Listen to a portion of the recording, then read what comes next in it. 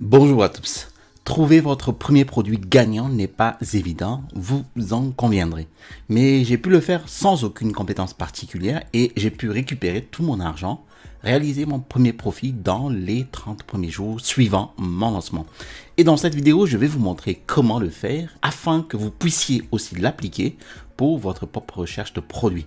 Maintenant, imaginez que vous vouliez chasser de l'or. Souhaitez-vous commencer à creuser dans votre jardin ou sur la première colline en vue en espérant trouver de l'or? Bien sûr que non. Vous feriez au moins un peu de recherche. Où est le meilleur endroit pour creuser? De quels outils avez-vous besoin? Quelle est la meilleure stratégie? Et précisément, je vous dévoile la stratégie et l'approche exacte que j'ai adoptée lorsque j'ai commencé à chasser mon premier produit gagnant. Alors ce que j'ai fait, c'est que j'ai tout divisé en 3 étapes et je vais décortiquer chacune de ces étapes et comment exécuter correctement chaque étape afin que vous puissiez préparer au succès avec cette entreprise Amazon FBA. Mais avant de démarrer cette vidéo, laissez-moi me présenter. Alors, je m'appelle Télimax, je suis un vendeur professionnel et j'enseigne sur cette chaîne en fait les techniques et les stratégies de l'e-commerce qui vont vous permettre de créer, de générer des revenus rentables, donc croissants et récurrents avec le business model Amazon FBA et le private label ou la création de marques propres. Alors, si vous êtes nouveau sur cette chaîne, bienvenue. Je vous invite à vous abonner en cliquant sur le bouton s'abonner situé en dessous de cette vidéo pour recevoir les notifications des prochaines sorties vidéo. Et je vous promets toujours des contenus de qualité. Je vous ai mis en description la vidéo ici, donc mon ebook, les 5 étapes pour démarrer un business à succès avec Amazon FBA. Alors, permettez-moi ici de vous poser une question. Si vous voulez trouver un produit gagnant à vendre sur Amazon, vous aurez besoin d'une liste d'idées de produits au choix, non? Et plus cette liste est grande, mieux c'est, non? Cela vous donne en fait ainsi une meilleure chance de trouver une idée de produit gagnante. Eh bien, si je vous demandais de vous asseoir et de faire une liste de produits qui, selon vous, se vendraient très bien, combien de temps prendriez-vous pour établir cette liste? Une semaine? Plusieurs semaines? Eh bien, ne penseriez-vous pas que ce serait un problème? Dans une situation idéale, eh bien, ce dont vous avez besoin, c'est une liste sans fin d'idées de produits potentiels pour vous à analyser et à choisir. Et c'est donc la première étape. Et je l'appelle cette étape en fait l'étape de la découverte de produits. C'est là que vous allez trouver des idées de produits que vous allez réduire jusqu'au produit gagnant. Alors pour moi, je ne peux pas penser à plus d'une dizaine de produits hors de ma tête. Alors, j'ai commencé avec un gestionnaire de base de données de produits. Eh bien, un gestionnaire de base de données de produits me permet de parcourir des dizaines de millions de produits vendus sur Amazon et de sélectionner des produits qui correspondent aux critères spécifiques qui m'intéressent. Et ce sont des données que je ne pourrai jamais collecter par moi-même. Heureusement, il existe de puissants outils de recherche de produits disponibles de nos jours qui peuvent le faire pour moi. Et l'un des gestionnaires de base de données de produits que j'utilise et que j'affectionne, je recommande, s'appelle Blackbox de Helium 10. Il a une tonne de filtres, comme vous pouvez le voir ici, et qui me permet en fait d'adapter ma recherche de produits spécifiques et qui répondent à certains critères que je recherche. Des critères spécifiques qui vont me conduire à trouver une idée de produit gagnante. Alors, laissez-moi le décomposer. Tout d'abord, si vous voulez me suivre, vous pouvez faire un essai gratuit pour Helium 10. Et dans la description de la vidéo ci-dessous, vous aurez un lien vers une énorme remise pour ma communauté si vous décidez en fait de vous mettre à niveau sur Helium 10. Alors, une fois que vous cliquez sur le lien, eh bien, cela vous donne tout de suite la promotion actuelle en vigueur en fait jusqu'à une certaine date. Alors, profitez-en. Alors, une fois que vous avez créé votre compte, eh bien, vous voudrez également télécharger et installer l'extension Chrome. Il est important en fait que vous le fassiez parce que nous allons utiliser justement l'extension Chrome à l'étape suivante. Alors, installez donc l'extension Chrome via Google Chrome et cliquez sur Ajouter à Chrome et suivez les instructions. Très bien. Maintenant, il y a plusieurs façons d'utiliser l'outil Blackbox. Mais nous allons commencer par l'onglet Products, donc produits. C'est le gestionnaire principal de base de données de produits d'Helium 10. Avec cet outil, en fait, Helium 10 récupère et analyse des millions de données de produits sur le marché Amazon. Eh bien, dans cette vidéo, je vais parler du terme listing ou listing produit. Bon, c'est en fait une page produit ici, d'accord? Donc, c'est la représentation de votre produit sur Amazon avec les images, le titre, les bullet points dans la description du produit et éventuellement le contenu de marque améliorée, etc., etc. Donc voici un listing. Et en revenant sur Helium 10, en utilisant les filtres ici, eh bien, nous pourrons trouver en fait une liste d'idées de produits qui répondent aux filtres spécifiques que nous pouvons définir ici. Alors maintenant, vous allez remarquer que nous sommes sur l'option avancée ici. Vous pouvez en fait essayer l'option simple si vous le souhaitez. Dans le mode simple, vous pourriez choisir par exemple le marché, les catégories sur lesquelles vous souhaitez donc regarder, le niveau d'amélioration que vous souhaitez apporter au produit, le niveau de concurrence, une gamme de prix et les revenus mensuels. Mais je vous suggère ici d'utiliser le mode avancé car il vous donne beaucoup plus d'options. D'accord? Alors tout d'abord, vous pouvez choisir le marché sur lequel vous souhaitez rechercher des produits. Alors, dans le cadre de cette vidéo, je choisis ici la place de marché Amazon aux États-Unis. Vous pouvez choisir, pour votre cas, donc, n'importe quelle place de marché que vous avez ici, d'accord? Choisissez ensuite les catégories de produits sur lesquels vous voulez vous concentrer. Vous pouvez tous les sélectionner. Mais lorsque je débute en fait le business Amazon FBA, je ne choisis personnellement que les catégories spécifiques comme celles que vous voyez ici. Et j'évite personnellement en fait les catégories comme les vêtements, les chaussures et les bijoux. D'accord?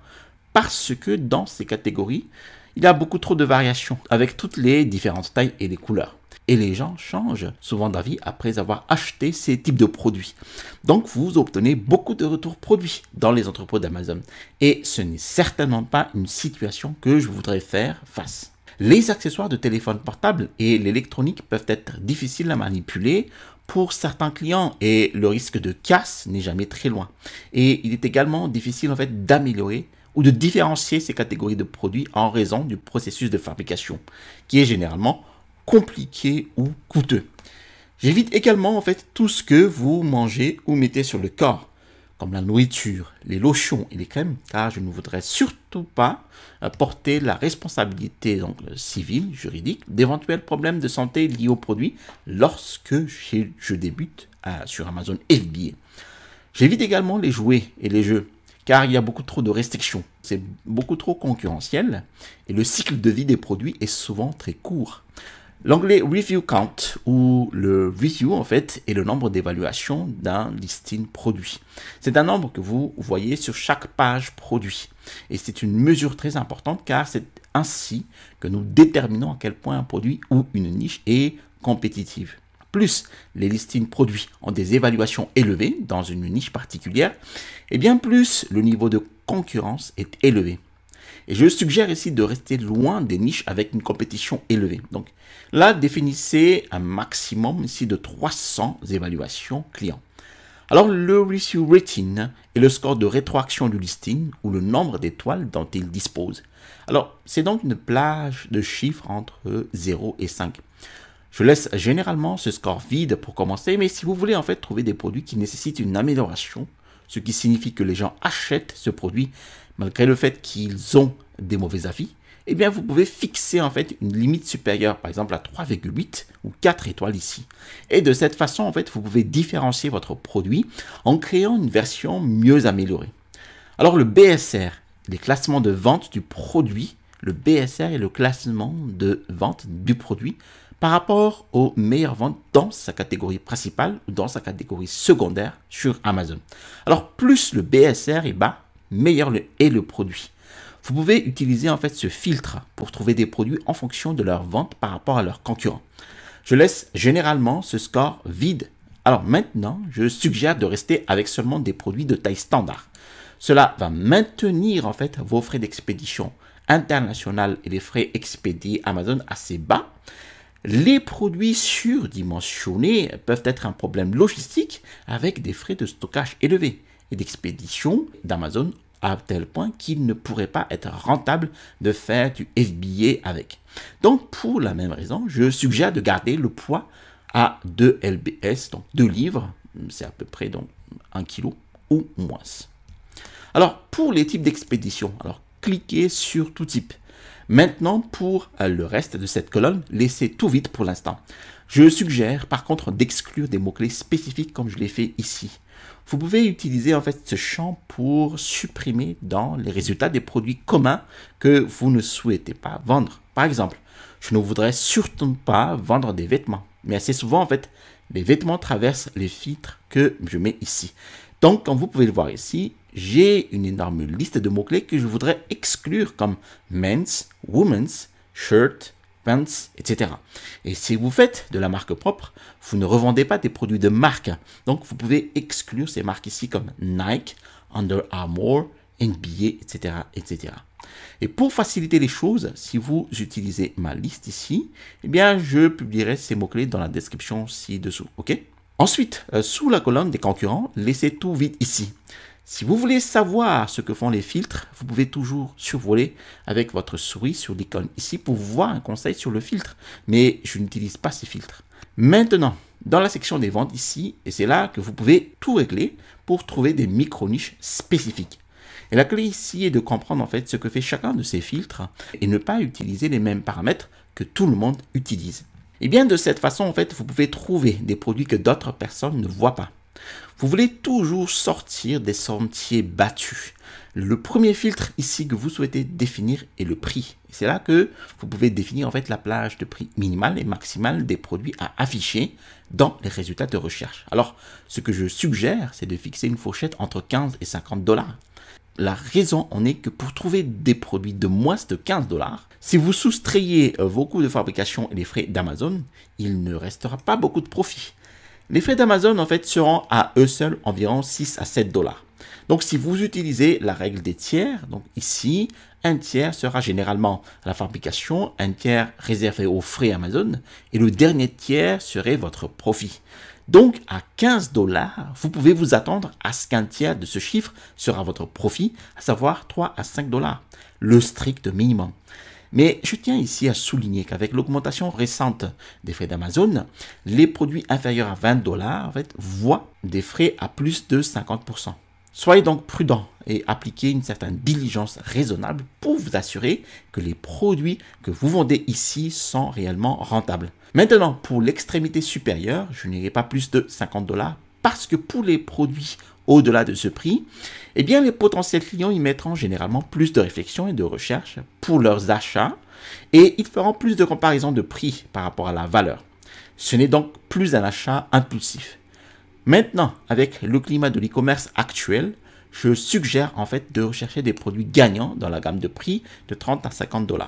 Cela va vous aider à éviter beaucoup de concurrence car la plupart des débutants ou des personnes ayant des budgets plus petits regardent dans la gamme de prix plus bas. Les produits au prix plus élevé en fait ont également généralement des marges bénéficiaires plus élevées, d'accord? Pour le pourcentage de variation de prix, donc laissez-le vide. Les revenus mensuels constituent en fait les revenus bruts du produit chaque mois.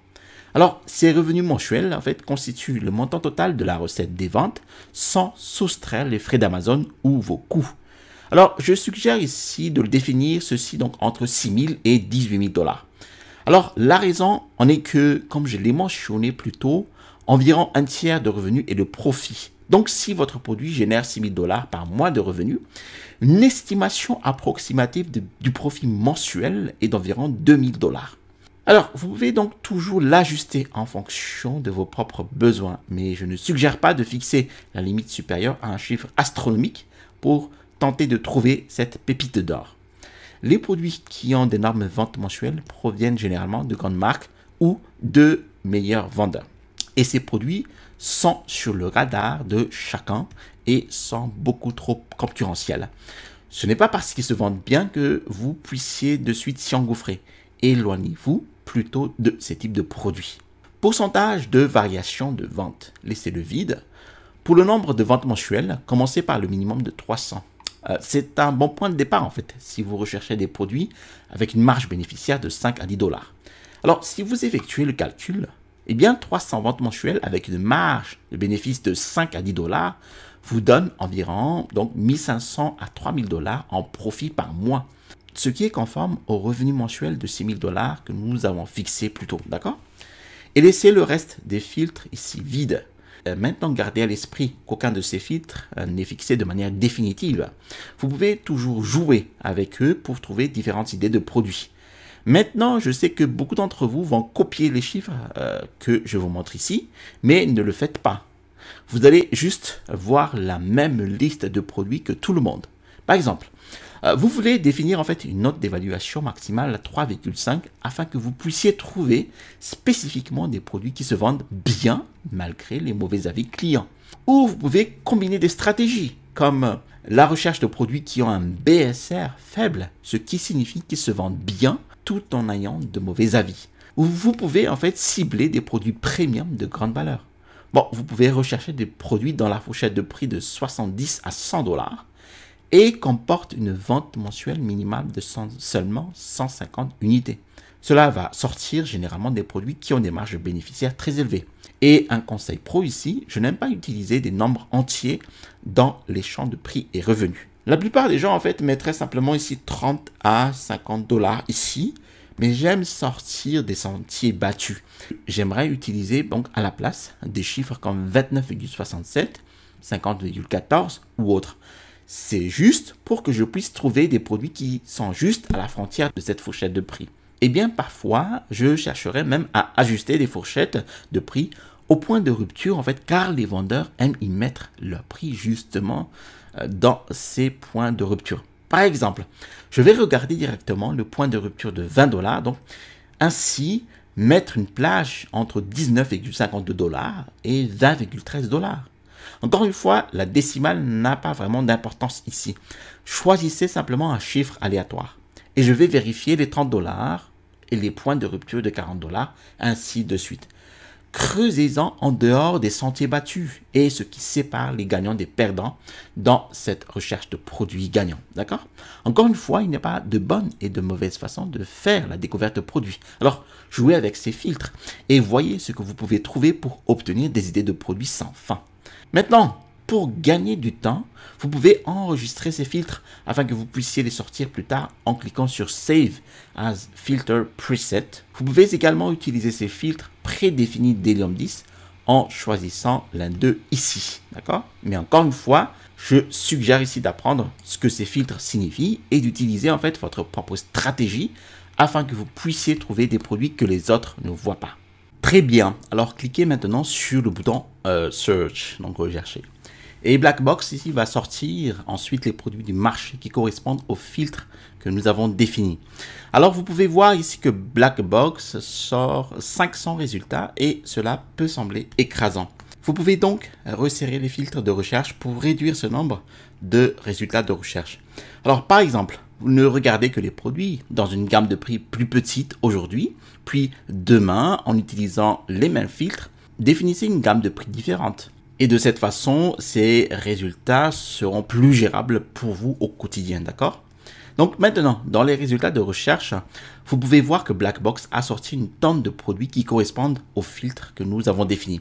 Vous pouvez voir des données telles que le BSR, les ventes mensuelles, les avis clients, les ventes totales. Mais nous ne nous inquiétons pas en fait à ce sujet.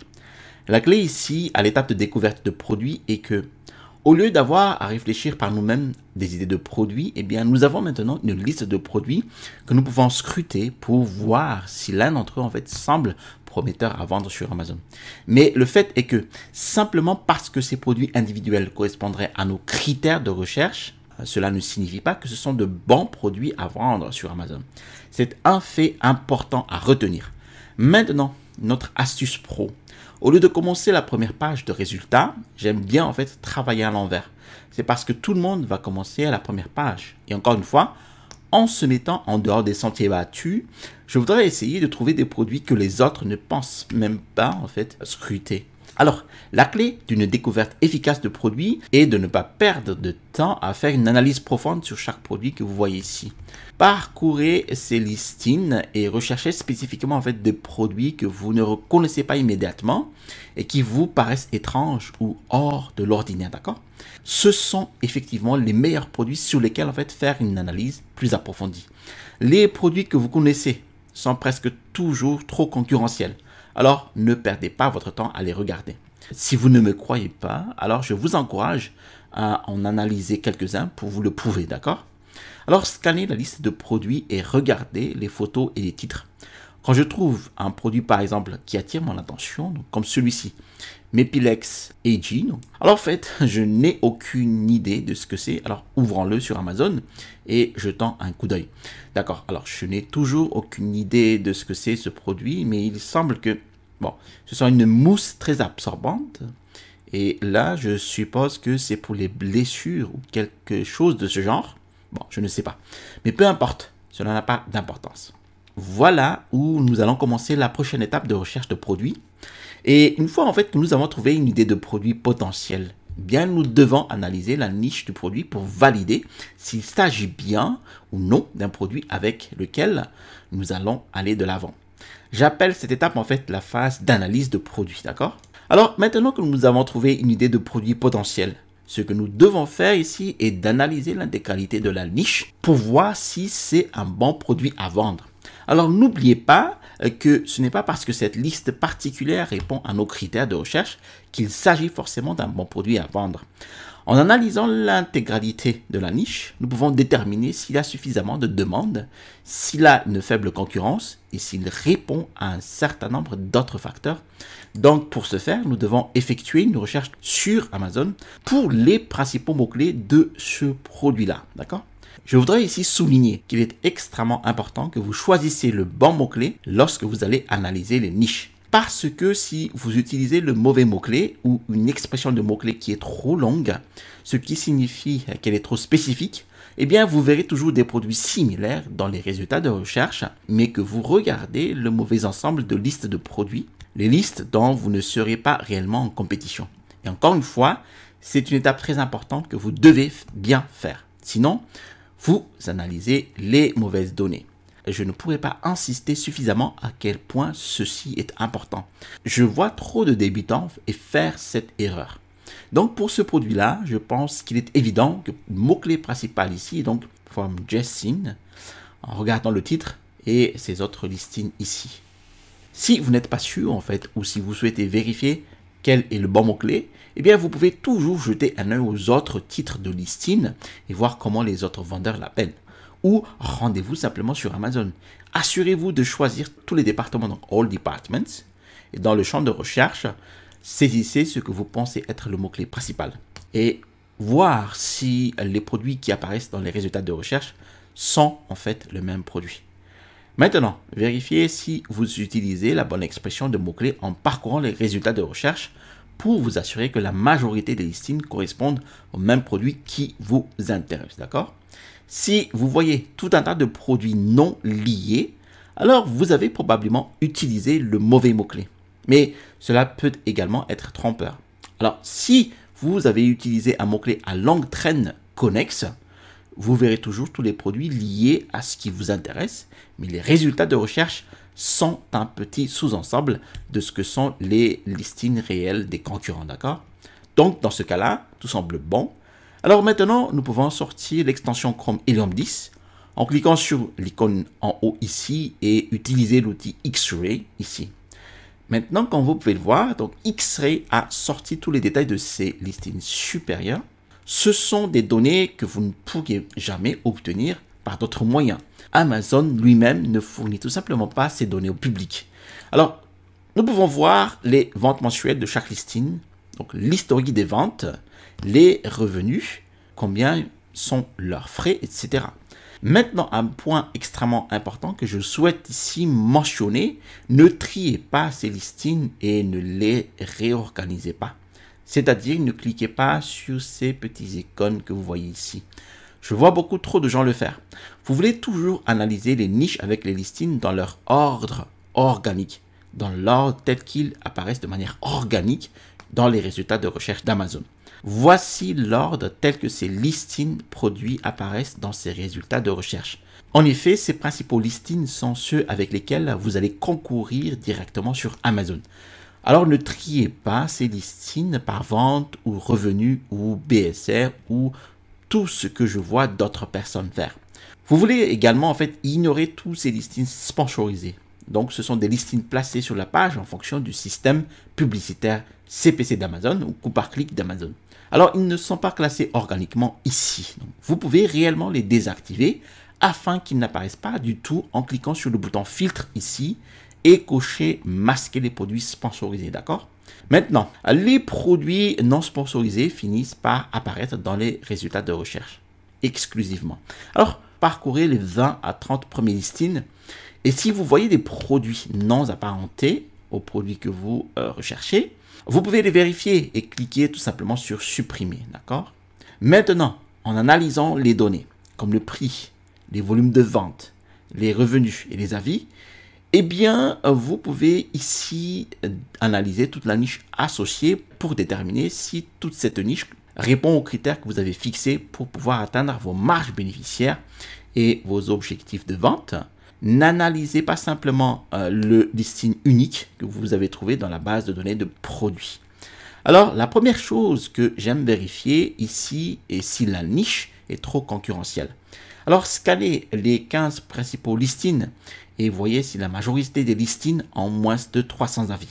Cela signifie que parmi les 15 premiers listings, vous voulez voir en fait au moins 10 à 12 listings avec moins de 300 avis. Comptez-les en fait.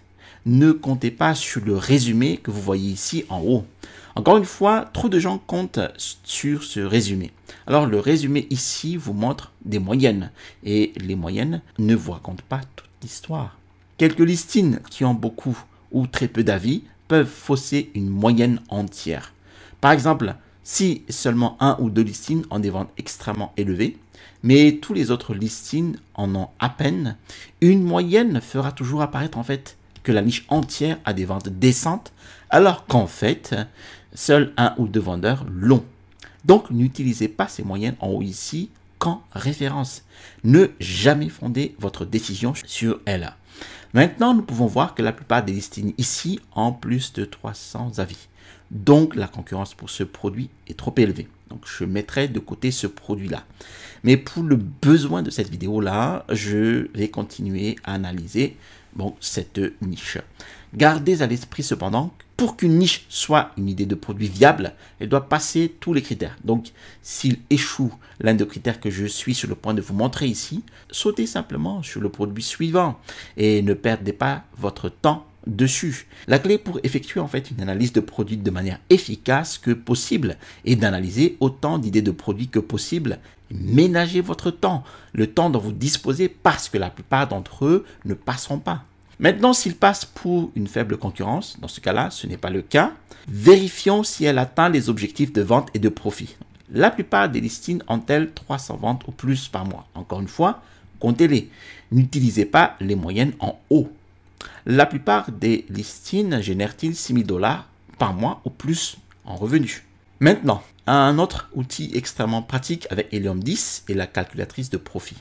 Alors, il est ici important que vous jetiez un coup d'œil à la marge bénéficiaire potentielle parce que les ventes et les revenus que vous voyez ici ne sont qu'un petit aperçu. Par exemple, vous pouvez choisir quelques-uns des meilleurs vendeurs et obtenir une estimation approximative de leur profit en ouvrant leur listing, puis cliquez sur l'extension Chrome et choisissez donc calculatrice de profit.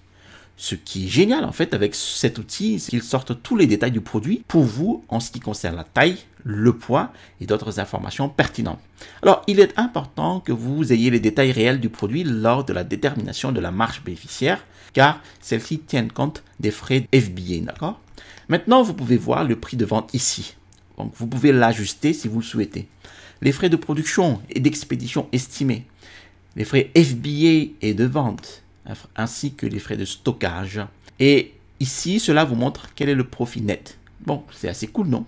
Bien sûr, vous pouvez ajuster tous ces paramètres. Par exemple, si vous vous dirigez vers Alibaba et effectuez une recherche de ce produit-là, vous pourriez obtenir un prix moyen pour ce que cela vous coûterait. Ou si vous avez ajouté de la valeur au produit, comme vous prévoyez de faire un bundle, donc une offre groupée, ou d'ajouter une fonctionnalité, donc vous voulez augmenter le prix. Eh bien, vous pouvez le changer ici et vous obtiendrez une assez bonne estimation de votre profit. Si le profit est inférieur à 5 $, alors c'est un drapeau rouge. Ce n'est peut-être pas une bonne idée de produit à suivre. Et bien que nous soyons ici sur la page de résultats, Helium 10 a également un résumé pratique en haut ici. Par exemple, vous pouvez voir la qualité du listing et comment vous pouvez éventuellement l'améliorer, ainsi que les meilleurs mots-clés pour ce listing pour les classements ici.